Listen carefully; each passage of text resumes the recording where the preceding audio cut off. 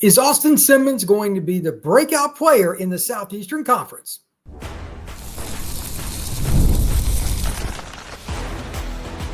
You are Locked On Ole Miss, your daily podcast on the Ole Miss Rebels. Part of the Locked On Podcast Network, your team every day. Welcome back into Locked On Ole Miss. I am Brian Smith, in for Stephen Willis. Thank you for making Locked On Ole Miss your first listen each and every day. We are free and available wherever you get your podcast and on YouTube. Thank you once again for checking us out. I truly appreciate it. Today's show is brought to you by our friends down at Game Time. Download the app, create an account, and use code LOCKEDONCollege for $20 off your first purchase. Today's show is going to discuss a variety of topics that really center around Austin Simmons because he's the quarterback and he's the guy that's going to drive the bus. So one of the main things, the overview of the win total that FanDuel has for the Rebels. We're going to talk about that. I think it's a bit too low, and I'm going to go, quite frankly, all in on that in the third segment of the show. Second, we're going to be talking about a lot of the things that Austin Simmons needs to work on to make sure that he helps the Rebels get past that win total and into the college football playoff. And I've also got 10 questions for you about him. So let's start with those right now. Austin Simmons is a guy, for those of you who have not heard this podcast before, that I know personally from his time in high school. Really good kid. Dad's a good guy, and I enjoyed watching him play. And the more I learned about Austin Simmons, the more I realized that the way he ticks is just a lot different than most people. Graduated high school a couple of years early, was a two-sport star, could have went, just said the heck with football and just went to the MLB, but he wanted to play football and baseball, so he went to Ole Miss. And he's already graduating from Ole Miss, too. Like, he's a brainiac. Elite academic student, great guy, and obviously the athleticism to play football and baseball at a high level are there. But all of that said, I still want to bring up 10 questions that I have. And please comment below. Not only is it fun, it also helps the algorithm for us on YouTube, so we truly appreciate it. And I know that Stephen feels the same. So over under, what do you think for Austin Simmons here? 3,500 yards, over or under? To put it in perspective, last season, Jackson Dart in 13 games was just over 4,200 or just over 4,100. But that's a guy that had been in the offense for multiple years. This will be the first season for Simmons behind center, and he doesn't have any true starting experience. Now, some of the road games, some of the contests in general, you got LSU at home. I don't believe they play Bama. You've got to go to Georgia. That's certainly difficult. You got to go to Oklahoma. Brent Venables will certainly have a package ready. He's probably the most difficult guy to prepare for in a single game moment. Which teams do you think give him the most problems? So at 3,500, 12 games, that's just under 300 yards for a Kiffin offense, especially with somebody like Caden Lee and some of the other really talented receivers that the Ole Miss Rebels have. I don't think 3,500 is a terrible number, but it's, again, new starting quarterback, running back rooms maybe not as deep as you'd like. You got Strigling coming over. You got Wallace coming over from Penn State. But does Diggs stay healthy? How good is the offensive line? There's a lot of questions. Defense is going to be really good, but are they going to be elite so the offense doesn't have to score all the time? That's something else you can think about. Maybe they're playing a lot of 4-minute offense to grind out the clock because the defense is better than people think. Many different ways to look at this. I'm going to say that I'm going to go just slightly under 3,500 because I think he's going to run the ball quite a bit, and that kind of leads in to one of my questions down the line. Second, over under 30 touchdown passes. Now, a lot of people automatically go over on this, but again, first year starting quarterback. To that point, looking at last season, I believe he was under as well. Jackson Dart, he threw 29 touchdown passes. So if Dart threw 29, it's quite possible that there's a number that's under 30 as well for Simmons. But with the wide receivers that they have, some talented tight ends, it's possible that you could see him go over that number. Part of that is also down in the red zone. It's not even the play call. It's what you get into because of the look you see. Simmons might want to run the ball himself. He's a darn good athlete. Maybe he goes under the 30 total because he's taking it himself as a runner. He's taken a lot of opportunities to get it in the end zone through the running backs because they're not putting enough in the box. There's a lot of ways to look at that. But rushing touchdowns, those take away from the pass, but you don't care as a team. But 30 passing touchdowns overall, I'm going to say just under. I'm going to say he's going to get 29, just like when I saw the number that Jackson had last year. I said, well, that's kind of ironic because I've written it down already. But I think 30 is about the right number to go over under on. I'm going slightly under. Now, over under on the next total, you might be a little surprised at this, and I'm probably higher than some other people, but I'm telling you, Austin Simmons can run. I've got 8 as the over under. Some other people might have like 4 or 5. I think he will be very dynamic when needed. He will be one of the most timely quarterbacks in the country with rushing the football, and I think he's going to be right at 8 touchdowns on the ground, and he probably will have a higher percentage of touchdowns than anybody else in the league because he's so intelligent. He'll know when to pull it. He'll know when to get into an RPO play where he can take off. He'll know when to call his own number on a naked bootleg or anything else. Austin Simmons will be a very dangerous threat in the red zone for the Ole Miss Rebels. The next one is more kind of fun than anything else. I don't know how you can really do over-under on this. It's just entertaining. Comment below to give me your take. But over-under, Austin Simmons with 2 fourth-quarter comebacks for the Ole Miss Rebels. Is it over or under 2? I'm going to say that he will end up with at least 2, and I'll say there's a chance for 3. You got LSU will be 1. There'll be a chance for Georgia to be another, and then one other game. It could be Oklahoma. It could be Arkansas or somebody else. I don't know, but they play enough teams that are quality opponents in the SEC. Some of these things kind of take a life of their own, and a game that you don't think is going to be close will be. Like last year, nobody thought the Kentucky game would be close, and Ole Miss actually lost. You just don't know. Plus, they play at Kentucky this year. That could be one. The game at the end of the year, they play Florida. That's a team that's got DJ Lagway. That's possible. That could be another one as well. That could be a close game. So I'm going over with, again, I just think he's really smart. Austin Simmons over 2 games in the fourth quarter. He leads a comeback victory for the Rebels. Number 5. Is Austin Simmons going to end up being one of the top 5 quarterbacks in the SEC? I say yes. I believe the national media will be way in on the no side of this, but I don't think many of them know him like I do, and I trust Kiffin with quarterbacks. Some of the other guys that will get thrown around that I don't think will be as good as Lenore Sellers. I think he'll be inconsistent, although he is very talented. Diego Pavia from Vanderbilt, I really respect his game, but the cat's out of the bag there. I think teams are really going to circle. This is probably the first time ever. Vanderbilt, they're going to get circled a little bit because they beat Alabama last year, and so be it. I don't think Georgia's got an elite quarterback. He's a solid player. Bama's, it's okay at quarterback.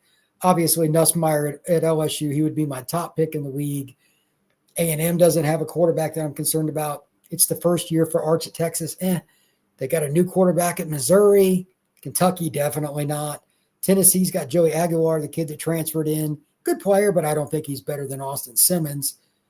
Florida, DJ Lagway, if you want to say yes. If he's healthy, I would take DJ, but is he going to be healthy? I'm not so sure. Mississippi State, no. Beyond that, like Auburn and Alabama, neither one, I would say. I mean, I think Simmons has got a pretty good chance to be pretty high up there. The only other one to bring up is Oklahoma got the transfer from Washington State. Yeah, I would go the yes on that. He's got the same coordinator. For those that don't know, they brought the Washington State quarterback and they brought the coordinator. So John Mateer should be really good, but Oklahoma, I don't know how good their offensive line is going to be. So it'll be similar at least there. But I think distinctly, I think Austin Simmons will be one of the top 5 quarterbacks in the league. It'll be better this year, but there are a lot of guys with question marks. I might be missing somebody off the top of my head, but I don't think that you're going to find that many guys that are better than Simmons. That's just my take. Next, does Simmons play in all 12 games? This might be the most important question. And, of course, the reason I asked that, does he get banged up? I've already brought up he's going to run more than people think. He's going to be a crucial player in the red zone, short yardage, etc. He's going to take some hits. But I also know that Austin Simmons is very intelligent. He's not going to just throw himself out there and be willy-nilly and make foolish decisions about getting an extra yard instead of getting down. He's not an idiot, okay? And that's in a practical sense. He's not just book smart, he's practically intelligent as well. I think that he will play all 12 games, but of course, football is a game of injuries. Anything's possible. He might step on his lineman's foot and step sideways and twist his ankle in game 2. Anything's possible, but I don't think he's going to put himself in harm's way. When we come back, we're going to continue on with 4 more questions, then get into some of the stats, a little comparison with him and Jackson Dart, and then the over-under total for Ole Miss. That is next here on Locked on Ole Miss.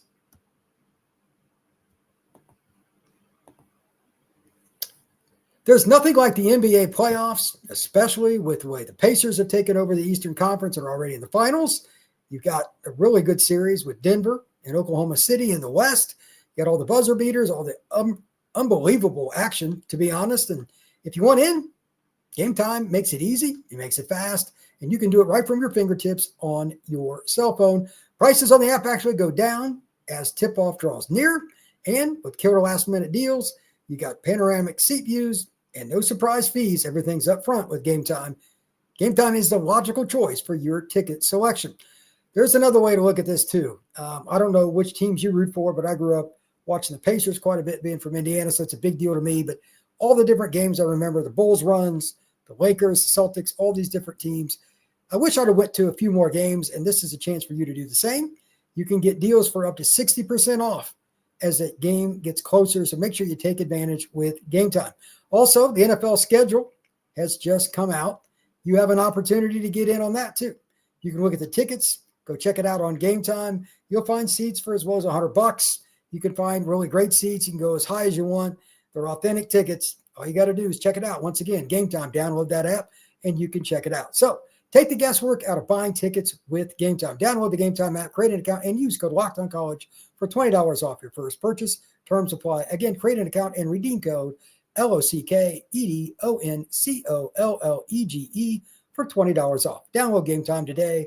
Last minute tickets, lowest price, guaranteed.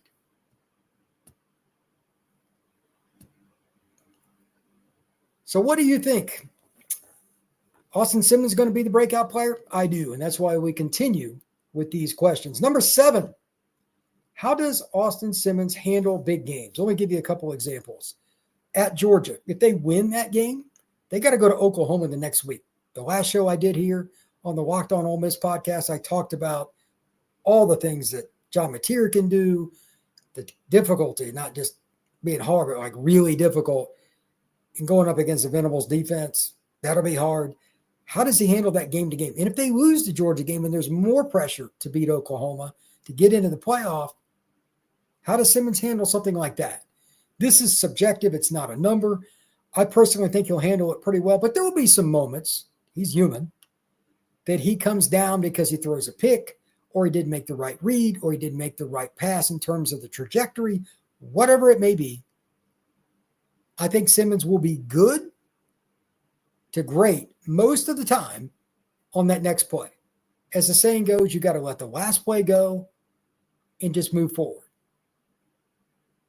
Well, human beings are not robots. That's kind of hard to do.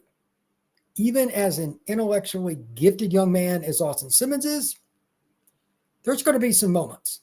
But overall, I think he will do really well. Comment down below and let me know what you think in regards to Simmons in big games. Number 8, will he surpass 65% completion rate this year? For reference, last season, Jackson Dart was right around 69.5, somewhere in there. But again, veteran quarterback, been around. He's a grad student. He's seen about everything. What is a redshirt freshman going to do? And is it going to be enough? I don't know. Or a redshirt sophomore, whatever. He hasn't really played. First year starter, it doesn't make any difference. He hadn't played. That's a lot to ask against this schedule. Georgia on the road, Oklahoma on the road, LSU at home, big rivalry game. You got Arkansas, team that's going to be improved. Kentucky on the road, they lost to them last year. They have a lot of difficult games. They've got Florida towards the end. They got the Mississippi State game at the end of the season, the Egg Bowl. How is he going to do in those moments? Is he going to have any games that really bring it down to keep that percentage under 65? I'm going to say he's going to get right around there, maybe just a hair over 65%, but I don't expect him to hit quite the same percentage Dart did because he just hasn't spent as much time in the offense. Reps, and say it about 100 more times. That's the most important thing for a quarterback, and there's no way to cheat it. You just got to go through the grind. You'll get better over time. Next, number 9, does Simmons run for important third downs? This is kind of like that question I asked earlier. It's at least in conjunction. Does he start all 12 games? This is another question going back to that. I know that Lane Kiffin doesn't want Simmons or any other quarterback for that matter taking a lot of hits, but the quarterback run game is a part of the Ole Miss offense. Will he be willing, not only on bootlegs and outside reads to where he can get outside like the DN crashes down on the RPO, not just the easy ones. Dart sometimes ran through the middle. I mean, he took some hits now. He was a tough hombre. I don't know what they'll do with Simmons on that. I don't think they'll run him as much as Dart. He was a pretty good sized guy. And Simmons has some size too, but he's not massive. I would imagine he'll run a little bit less on the interior, A gap, B gap, and probably a little bit more in terms of a sneaky way of running waggle, bootleg. And if the D end or outside linebacker is not in position, he'll go get 5 yards. He'll go get 3 yards, whatever he needs on those short yardage plays, if there's not an obvious passing option. If there is one, he'll take it. I still think he'll run a little bit less than Jackson, but he'll take his advantages when he can. Finally, does Simmons keep an extra defender out of the box? This question, I think, really should be kind of broken up in two the more I think about it. And the reason I bring up this question, when you're that good of a passer, teams play just cover 2, cover 3, and try to keep everything in front of them, run cloud. They'll run some different things, cover 3 match, kind of like Saban's defense, whatever. Keep everybody in front of you. Make them go the length of the field 4 yards at a time, and they'll make an error. It's one of the oldest sayings in football. Make them go all the way down the field without making an error. It's hard to do. I think most teams will play Simmons straight up, and you'll see some really aggressive defenses early. But as the cat gets out of the bag about how talented he is, and I think Caden Lee's going to go off, I think you'll see teams rotate into more cover 2, cover 3 generic looks, or they'll go polar opposite, and they'll just be hell-bent for leather, and they'll come all after him because they can't cover. I mean, Ole Miss got some receivers and running backs that are going to cause problems in the matchup areas of running, just combination routes, being in bunch formations. They're going to create separation one way or another. Teams might come after him, so it'll be A or B. I don't think you're going to see a lot of the intermittent stuff, just straight cover 1, and we'll just cover you and see what happens. That ain't going to happen much. By the middle of the season, you're going to see teams really come after him or just play straight zone. That's what I think. So we'll see what happens with that. Now, before we go into the last segment, I just want to read off a couple of stats here that I find pretty interesting. When you look at the turnovers last year for the Rebels, they were plus 10 as a team. Now, the defense did their job, but one of the reasons they were plus 10 is, again, you had a quarterback that was a grad student. He was a physically commanding player. He didn't throw it away a whole lot, and he was clutch. But he'd been in the offense for multiple years, really talented. Got to give Jackson Dart a lot of credit for that. Do we think Simmons will be that good? He won't be as good as Dart. My bigger concern isn't throwing the ball to the other team, although I think he'll have roughly 8 to 10 picks. It's ball security in the pocket and when he runs outside the pocket. Quarterbacks can practice it a million times. It is not the same as being chased by a 290-pound defensive lineman in the Southeastern Conference. Ball security is my biggest concern about Simmons, and it's one of the reasons I think he could be a little bit of a problem child on the turnover front. We'll see if I'm right or wrong, but that's something to think about. Also, what about going into this season and improving, at least in certain situations? Will he be better than Dart? I don't know. Like, obviously, the Florida game, Dart had some bad moments. Could he get better by the end of the year and be similar or maybe even better than Dart in some of those situations because he's such an intelligent kid? Possibly. But I still think the veteran in Dart overall is going to be the better player there. Here are a couple other things to look at in terms of like why it's important for veteran quarterbacks to be starters in the SEC. Last year for like yardage, the top 8 guys in the SEC were juniors, seniors, and grad students. In terms of like eligibility, like this is not something that should be ignored. He's going to be really good, and I think he'll be one of the top 5, but it won't be by a ton, and I'm still asking a lot. So keep that in mind. Here are a few of the other stats, like for Dart, just to put it in comparison what Austin Simmons is trying to take over. Dart was 4,279 yards, 29 touchdowns, 6 picks, 69.3%. That's pretty good. And third down is really where he was the money player. 29 of 69 times, not completions, but 29 of his 69 passes on third down were first downs. That's really, really good. He was also an excellent deep ball thrower, 1,300, 24 yards, 16.3 yards per completion on passes of 20 or more yards. That's outstanding. 15 TDs, 4 picks, and he had 21 big-time throws per Pro Football Focus. I don't know if Simmons is going to match that. I'm going to go ahead and just throw that one straight up to Mr. Dart. He got a lot better over time at throwing the deep ball, and it got to the point he was a highlight reel waiting to happen. Simmons is going to have to earn that one. But intermediate, he might have been even better. Dart was 61 to 86, 70.9, 1,282 yards, 14.9 yards per attempt. That's fantastic. 8 TDs, 2 picks, and 5 more big-time throws. That's also fantastic. That area there where you just kind of like put it over the linebacker in between the safety or look off the linebacker to hold him while the safety is, still dropping, and then maybe that tight end goes in between them, headed towards the sideline, using patience, using your eyes.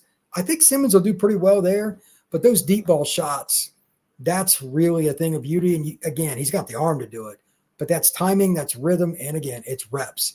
I think that will go down some, so I really hope Simmons does well on the passes in the middle of the field.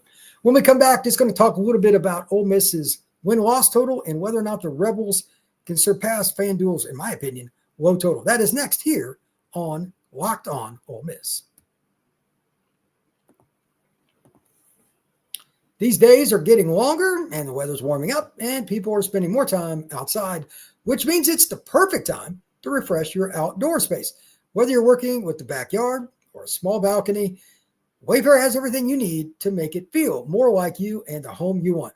Wayfair's massive selection of outdoor essentials makes it easy to transform any space into your ideal summer setup. From comfy conversation sets to sleek dining tables and outdoor decor, they've got it all, and it's all at prices that fit your budget.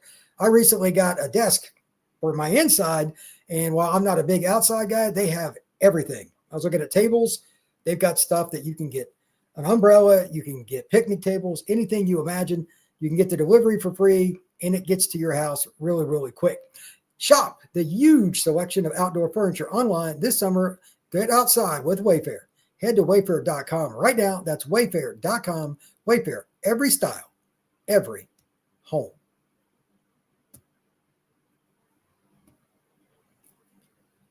What do you think Ole Miss's over-under is per FanDuel for this year's win total? I was a little surprised. I thought this would be the year they went up. Maybe I'm just too high on Austin Simmons, but it's 8.5. Maybe that's just right. I think it's too low. I think Ole Miss will go about 10-2, 9-3 at least. That's my opinion. But I just want to kind of go through and just give you an overview because they've got some totals that they're a little bit lower this year than I thought across the board. There's no team in the SEC, Texas or Georgia included, with the win total in double digits. Not one. So that puts things in perspective. They think the league is really balanced. There are quite a few good quarterbacks, but everybody has a little bit less talent than they used to in the SEC because other leagues are plucking off some of the backup players in the portal, getting them to go in the portal. Teams aren't as deep in the SEC as they used to be. That's my biggest thing. And outside of maybe Texas, I'm not shocked necessarily that nobody's over 10. Texas, I think they should have been, but their schedule is kind of difficult too. But we'll get to that in a second. But with Ole Miss, 8.5, I think I would take the over on that, and I'm not a gambling guy. You got Simmons, who obviously I'm very, very high on. I really like Caden Lee. I think he'll either be the top reception guy in the league or certainly top 2 or 3. I think nobody's really going to cover him, especially when he's in the slot. He's too good a route runner, and he's excellent at the line. And then I've said this a million times on this show. Suntarine Perkins is as good a player as there is in the SEC and probably a top 10 overall player in America. That's a pretty good starting point for me And they've got a lot of other good players. I'm not trying to go through the whole list for Ole Miss, but their schedule, again, we've talked about this many times. You got LSU at home. I think they're going to win at Georgia. My bigger concern might be Oklahoma because it's the week after Georgia. You're going to be beat up, and it's in Norman, Oklahoma. Really, really hard situation. Mississippi State at the end of the year, you never know. They're terrible, but it's a rivalry game. They're going to be a lot better than they were last year. Then, of course, how could they not? Mississippi State was just absolutely horrible to watch. I couldn't really watch Mississippi State a lot of the time. And they lost their quarterback to LSU too. And looking at the schedule overall, like it just has a lot of teams that are good, and you can't really take a week off. You can't have mental letdowns with the schedule. So does Ole Miss handle that? I think they will.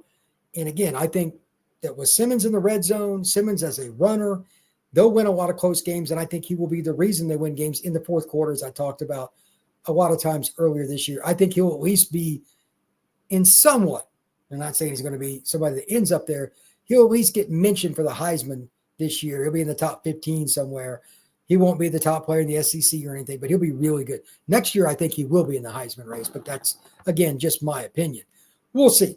Right now, I say 9-3, 10-2 for Ole Miss. Maybe they end up at 11-1 if everything fell just right. But overall, I think Ole Miss will be above 8.5. Here are a couple other totals that I think are interesting. Bama's 9.5, Texas 9.5, Georgia's 9.5. I think they just kind of set those and just kind of went willy-nilly. Here you go. Like Bama, I kind of get it. They got Georgia on the road. Florida State's on the road. That's kind of a trap game to start the year. Florida State's not any good. I know, I cover them. But they're going to be better than they were last year. They got Missouri on the road, Auburn on the road, South Carolina on the road. You got LSU and Wisconsin at home. They got a lot of good teams, but Alabama's talent is still way better than the vast majority of those. The only teams on that schedule that should be really that close, Tennessee, Georgia, yeah, maybe. Missouri, South Carolina, maybe. LSU, sure. Auburn, they should still beat. Florida State, Wisconsin, Missouri, they should beat all those teams. Conservatively, Alabama should be 9-3. Conservatively. If they can win any of those games against teams with similar talent, they should be at 10-2. But, it is what it is. Texas, they're my team that I think is the most likely to win the national title. And they got them at 9.5. Whatever, I get it. But I would go over on Texas. I think there's a better chance they go 12-0 than 9-3. Just my opinion. Georgia, I do not trust Gunnar Stockton game to game to game. Good kid, good player, going to play hard. I don't think he's talented enough to lead them to a season where they're going to go 11-1, 10-2 if everything fell right and the defense took it another notch, possibly. LSU's total was only 8.5. With Garrett Nussmeier, I think the Kelly train could be falling off the rails, at least by those in Vegas. I don't know if I buy that. I wouldn't bet on any specific game because Nussmeier will throw it away. But if I had to bet, I'd say they'd go over. And I know they got to go to Ole Miss. I know they got to go to Clemson. That's a really talented team. We'll see. Tennessee might be the most difficult to figure out. You lose your quarterback, then you get another one that's pretty talented, Joey Aguilar. Maybe that works out. We'll see. And then the one I just wouldn't touch with a 10-foot pole is Texas A&M. Pretty difficult schedule. They got them at 7.5, and they got to play at Notre Dame like week 3 or 4. I think it's week 3. Tough schedule. And A&M, I don't trust the quarterback situation. We'll see how that goes as well. But right now, if they went 8-4, it wouldn't surprise me. But if they went 6-6, it wouldn't surprise me. You've got to be better at quarterback than what A&M has been. Thank you once again for making Locked On Ole Miss your first listen each and every day. We are free and available wherever you get your podcasts and on YouTube, part of the awesome Locked On Podcast Network. We will see you again soon here on the Locked On Ole Miss podcast.